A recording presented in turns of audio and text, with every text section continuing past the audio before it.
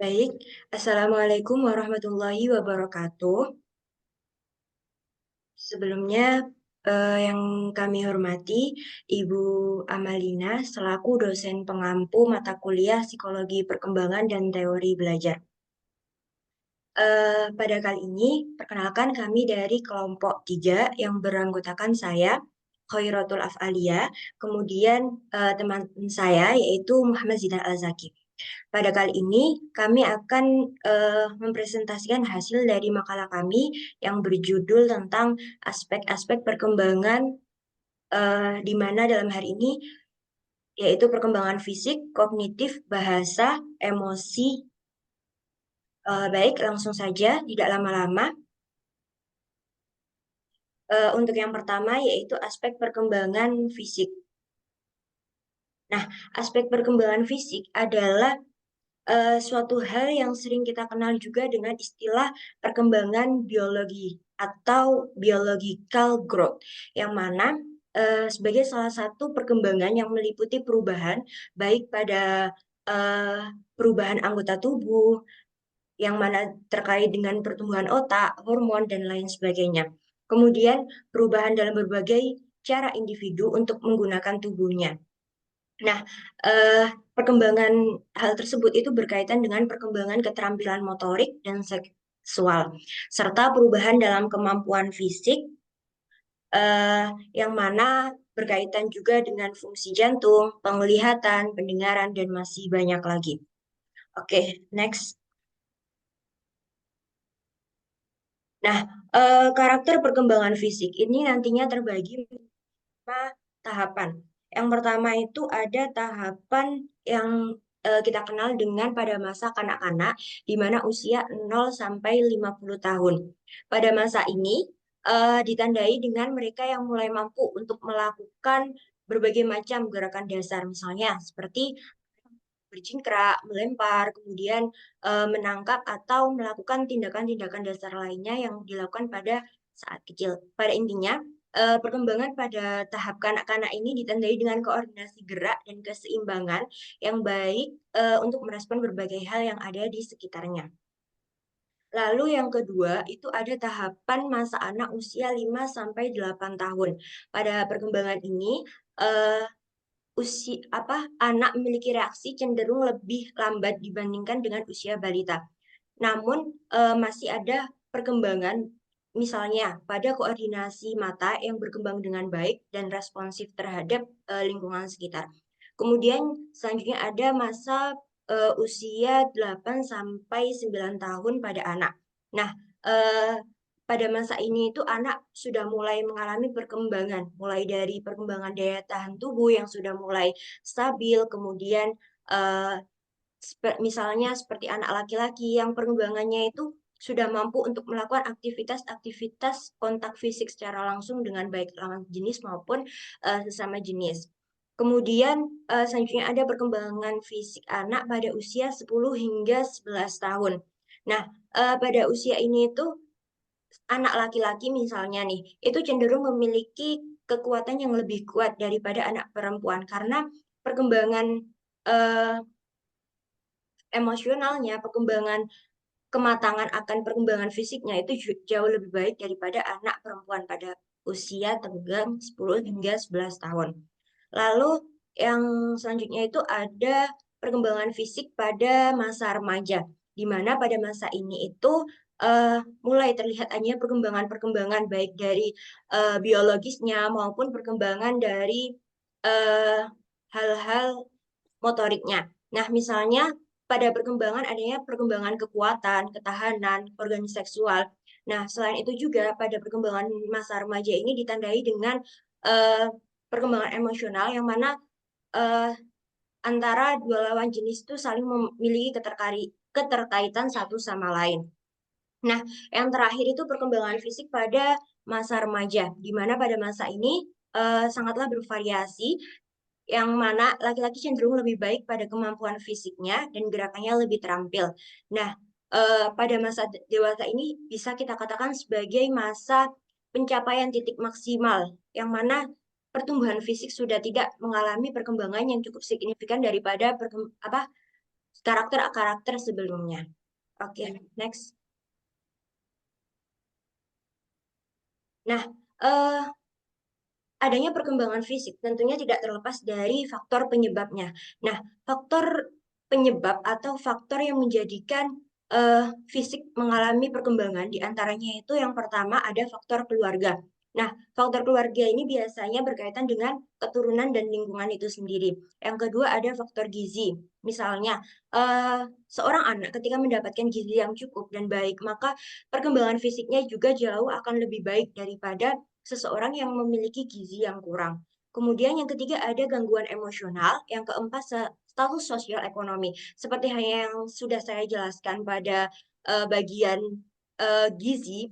Nah, ketika status sosial ekonomi uh, dari seorang anak tersebut itu tinggi, maka untuk kecukupan gizi itu dapat terpenuhi. Begitupun sebaliknya, ketika status sosial dari anak tersebut itu kurang, maka terkait dengan gizi ataupun pemenuhan perkembangan lainnya itu akan menjadikan masalah untuk dalam proses perkembangannya. Lalu selanjutnya ada faktor pertumbuhan dan perkembangan sistem syaraf, di mana hal ini tuh berkaitan dengan kemampuan anak atau peserta didik dalam inteligensi meningkat dan mendorong munculnya berbagai pola tingkah laku. Lalu selanjutnya ada pertumbuhan otot-otot, yang mana ini berkaitan dengan perubahan dan peningkatan ragam kemampuan dan kekuatan jasmani. Yang terakhir ada perkembangan dan perubahan fungsi kelenjar-kelenjar endokrin. Oke, next. Yang selanjutnya ada implikasi perkembangan fisik peserta didik, di mana eh, perkembangan fisik peserta didik tentunya sangat berimplikasi terhadap pembelajaran di dalam kelas ataupun sebagai calon-calon seorang guru. Nah, diantaranya itu implikasi perkembangannya itu ada guru mampu memahami dan menghargai perbedaan individual anak. Yang kedua, ada guru dan orang tua itu sebaiknya selalu mengingatkan dan memberikan makanan bergizi kepada anak agar perkembangan fisik seorang anak itu dapat berjalan dengan baik. Selanjutnya yang ketiga, ada media pembelajaran yang bervariasi. Seorang guru tentunya perlu untuk membuat sebuah media pembelajaran yang bervariasi, yang mana tujuan agar seorang anak dapat tertarik untuk memahami pelajaran yang disampaikan oleh guru tersebut. Yang keempat, seorang guru harus mendorong siswa untuk menentukan berbagai pilihan sendiri agar dapat meningkatkan pertumbuhannya. Lalu yang terakhir, lingkungan pendidikan harus menyediakan ruang atau tempat untuk bermain bagi peserta didik karena uh, ruang atau tempat yang nyaman untuk peserta didik itu mampu apa ya, me, memper, apa ya, mampu mempermudah atau lebih efisien lah dalam proses perkembangan fisik peserta didik itu sendiri. Oke, next.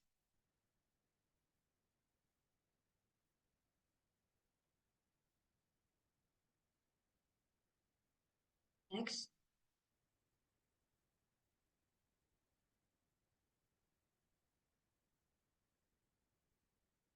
Lalu eh, ada karakter perkembangan fisik itu diantaranya itu mengindra, mengamati, mengingat, imajinasi, dan berpikir. Di mana setiap karakter perkembangan fisik ini saling memiliki keterkaitan sama lain dan saling adanya keterhubungan. Di mana tanpa adanya mengindra maka tidak dapat mengamati. Begitu pun sebaliknya. Mengingat berarti berpikir dan eh, pada intinya itu dari beberapa karakter ini saling memiliki keterkaitan atau keterhubungan. Oke, next.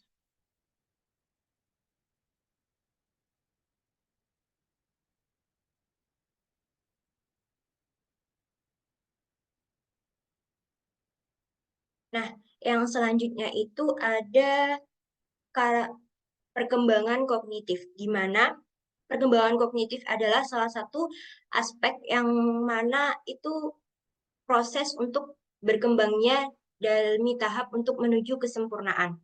Nah, eh, secara sederhananya mungkin perkembangan kognitif itu dapat diartikan sebagai kemampuan seseorang untuk dapat berpikir secara lebih kompleks atau secara lebih sempurna dengan mampu melakukan penalaran ataupun pemecahan akan suatu masalah. Nah, karakteristik perkembangan kognitif itu ada 3. Yang pertama ada persepsi. Nah, persepsi itu apa? Persepsi adalah eh, menerima atau mengambil.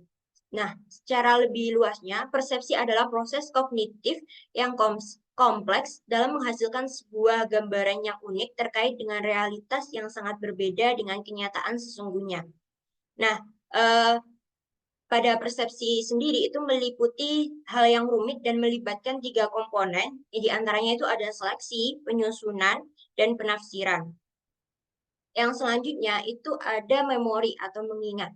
Nah, memori atau mengingat itu salah satu bagian dari aspek kognitif yang mana berfungsi sebagai bentuk penyimpanan informasi atau pengetahuan yang diperoleh oleh seorang anak.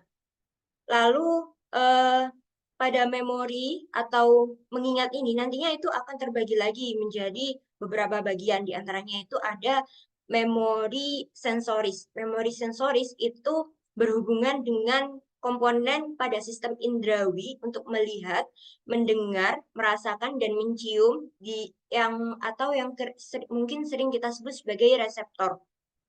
Yang kedua itu ada memori jangka pendek, di mana memori ini tuh untuk penyimpanannya itu berkapasitas terbatas yang mungkin akan bertahan sekitar 30 detik atau beberapa saat saja. Jadi memori jangka pendek itu ketika seorang anak mendapatkan informasi akan bertahan beberapa eh, detik atau beberapa menit saja, kemudian akan hilang dengan sendirinya. Kemudian yang ketiga itu ada jenis memori jangka panjang. Salah satu tipe memori yang mana itu dapat menyimpan banyak informasi dalam waktu yang relatif lama dan permanen. Nah, salah satu bentuknya itu mungkin ketika seorang anak dalam proses pembelajaran itu kan mereka menangkap adanya sebuah informasi, di mana dari hasil tangkapan tersebut itu nantinya akan disimpan pada memori jangka panjang yang akan digunakan ketika sewaktu-waktu berjalannya, sewaktu-waktu perkembangan seorang anak hingga usia dewasa. Yang ketiga ada atensi. Atensi adalah salah satu konsep multidimensional yang digunakan untuk menggambarkan perbedaan berbagai ciri merespon dalam sistem sejak masa bayi. Berbagai aspek atensi ini memiliki peran penting untuk prasekolah.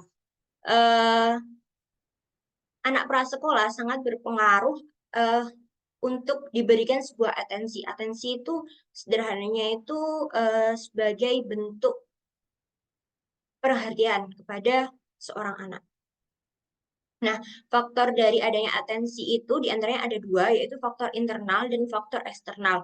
Untuk internalnya itu dalam bentuk motivis atau need, preparatory set atau kesiapan untuk merespon, interest atau menaruh perhatian. Kemudian di faktor eksternalnya itu intensitas dan ukuran, kemudian kontras dan novelty, repetition atau pengulangan serta movement atau gerakan.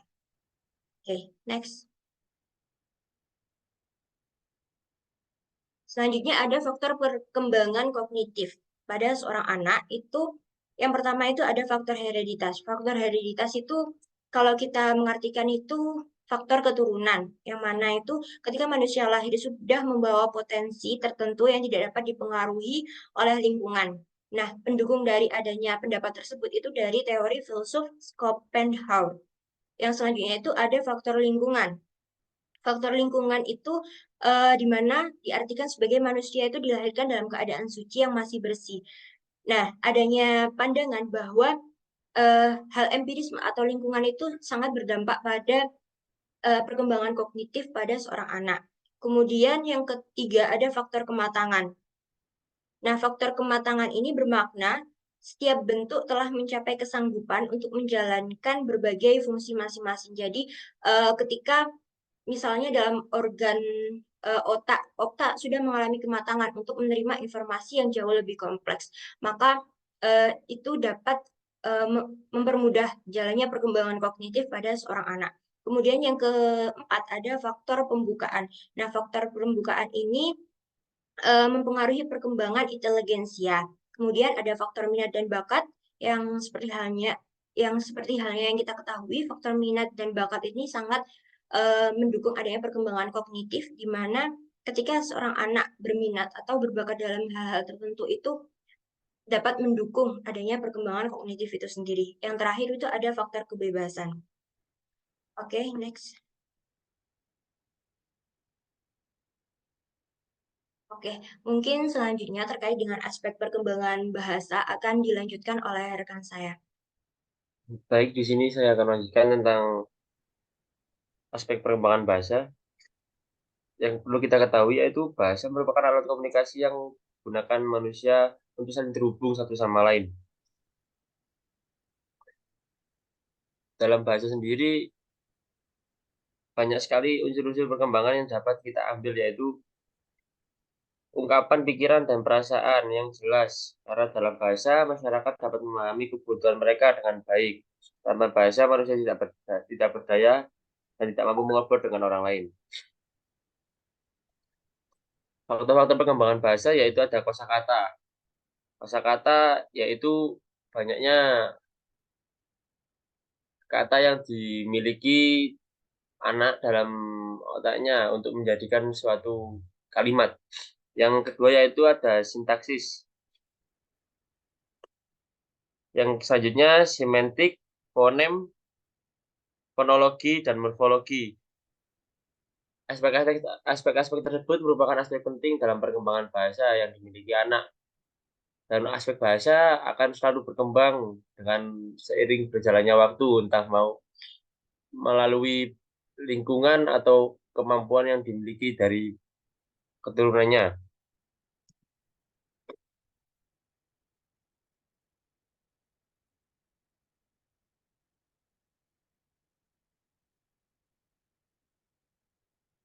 Yang selanjutnya yaitu ada aspek perkembangan emosi.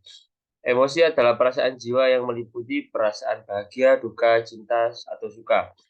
Aspek emosi berkembang seiring dengan usia manusia. Perkembangan emosi banyak dipengaruhi oleh perkembangan sistem saraf yang terdapat dalam otak. Emosi ini merupakan respon terhadap situasi tertentu. Misalnya perilaku orang pecinta alam yang telah sampai ke puncak gunung. Dia akan melupakan emosi kegembiraan yang ada dengan berteriak, bahkan ada juga yang menangis karena terharu, meluapkan emosi kegembiraannya. Ada beberapa karakteristik perkembangan emosi yang dimiliki dalam proses kehidupan. Yang pertama yaitu emosi anak yang berlangsung singkat dan berakhir tiba-tiba. Yang selanjutnya itu bersifat sementara atau dangkal dan lebih sering terjadi dan dapat diketahui dengan jelas dari tingkah lakunya. Sedangkan emosi dewasa sangat berbeda, yaitu berlangsung lebih lama dan berakhir dengan lambat.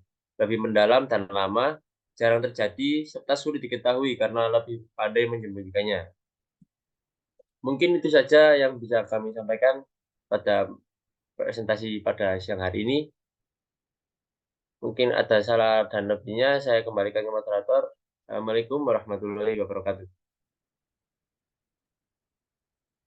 Baik, terima kasih banyak yang sudah eh, nonton atau melihat tayangan kami. Kurang lebihnya kami mohon maaf yang sebesar-besarnya apabila ada kesalahan dalam penyampaian informasi, kesalahan dalam berucap atau lain sebagainya. Mohon maaf yang sebesar-besarnya. Eh, Kurang lebihnya, wassalamualaikum warahmatullahi wabarakatuh. Waalaikumsalam.